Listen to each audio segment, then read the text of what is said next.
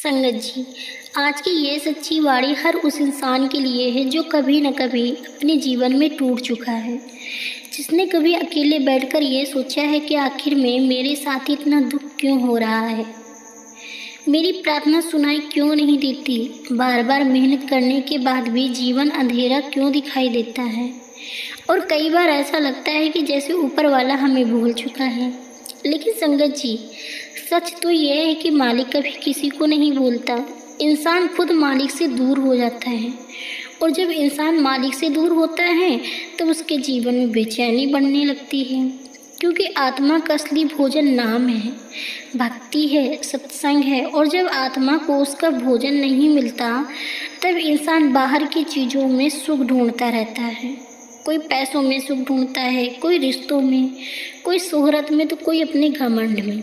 लेकिन कुछ समय बाद हर इंसान को यह एहसास ज़रूर होता है कि दुनिया की हर चीज़ कुछ समय का सुख देती है, स्थायी शांति नहीं देती। और जब इंसान ये समझने लगता है तब उसके जीवन में सतगुरु की कृपा शुरू होती है।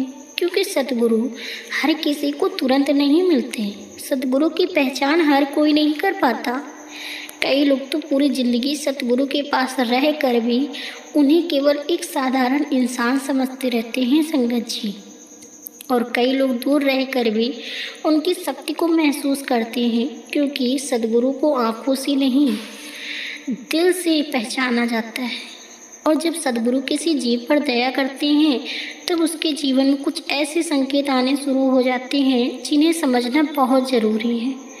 लेकिन अधिकतर लोग उन संकेतों को साधारण बात समझकर नज़रअंदाज कर देती हैं। इसलिए आज की इस वाणी में हम बहुत गहराई से समझेंगे कि जब सद्गुरु किसी जीव के साथ होते हैं तो उसके जीवन में कौन कौन से संकेत दिखाई देते हैं। पहला संकेत ये है संगत जी कि इंसान का मन धीरे धीरे दुनिया की फालतू चीज़ों से हटने लगता है। पहले जिन चीज़ों में उसे बहुत आनंद आता था, अब वही चीज़ उसे खाली लगने लगती है। पहले उसे हर समय लोगों की बुराई करने में मज़ा आता था, हर समय गुस्सा करना, हर समय तुलना करना, हर समय दिखावा करना। लेकिन अचानक से उसके अंदर बदलाव आने लगता है। उसे महसूस होता है कि इन सब चीज़ों में कोई सच्चा सुख नहीं है, और यही बदलाव साधारण नहीं होता। यह सद्गुरु की अंदर से दी गई पहली दस्तक होती है। क्योंकि जब सद्गुरु की कृपा नहीं होती, इंसान को अपनी गलती भी गलती नहीं लगती। वह अपने अहंकार को ही सही समझता रहता है। लेकिन जिस दिन इंसान को अपनी कमी दिखाई देने लगे, समझ लेना उस पर दया शुरू हो चुकी है। दूसरा संकेत ये होता है कि इंसान बार बार टूटने के बाद भी पूरी तरह खत्म नहीं होता।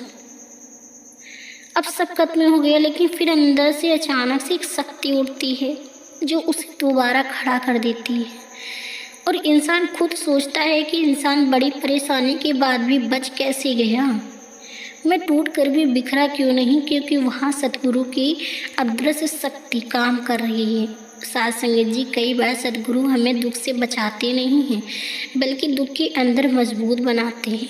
क्योंकि अगर हर दुख तुरंत खत्म हो जाए तो इंसान कभी मजबूत नहीं बन पाएगा, कभी मालिक को याद नहीं करेगा। इसलिए कई बार जो दुख हमें सज़ा लगता है वही असल में कृपा होती है।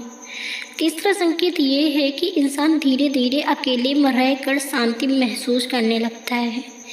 पहले उसे हर समय भीड़ चाहिए होती थी, हर समय मोबाइल, हर समय बातें, हर समय शोर। लेकिन जब सद्गुरु की कृपा होती है तब इंसान अकेले बैठकर भी अंदर शांति महसूस करने लगता है।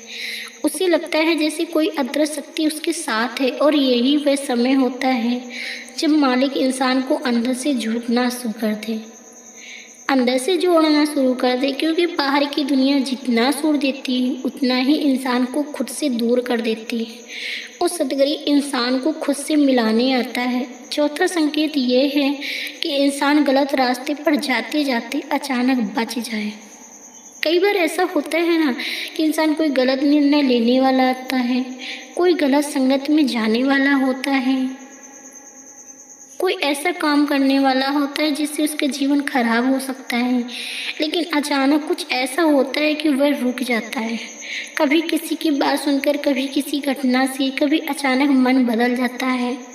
और बाद में उसे एहसास होता है कि अगर उस दिन मैं रुकता नहीं तो शायद मेरा जीवन बर्बाद हो जाता। संगत जी, यही सतगुरु की रक्षा होती है, क्योंकि सतगुरु केवल सामने खड़े होकर रक्षा नहीं करते, कई बार वे परिस्थितियां बदल कर भी अपने भक्त को बचा लेते हैं। पांचवा संकेत ये है कि इंसान के अंदर दया बढ़ने लगती है।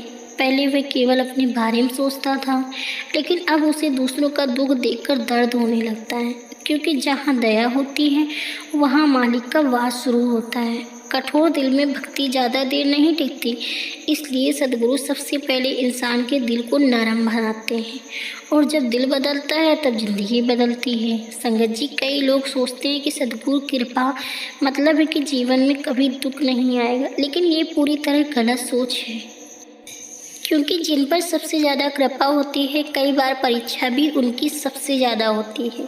फ़र्क केवल इतना होता है कि आम इंसान दुख में टूट जाता है, लेकिन सद्गुरु का भक्त दुख में भी अंदर से जुड़ा रहता है। उसे भरोसा होता है कि जो हो रहा है मालिक की रज़ा से हो रहा है और एक दिन सब ठीक होगा।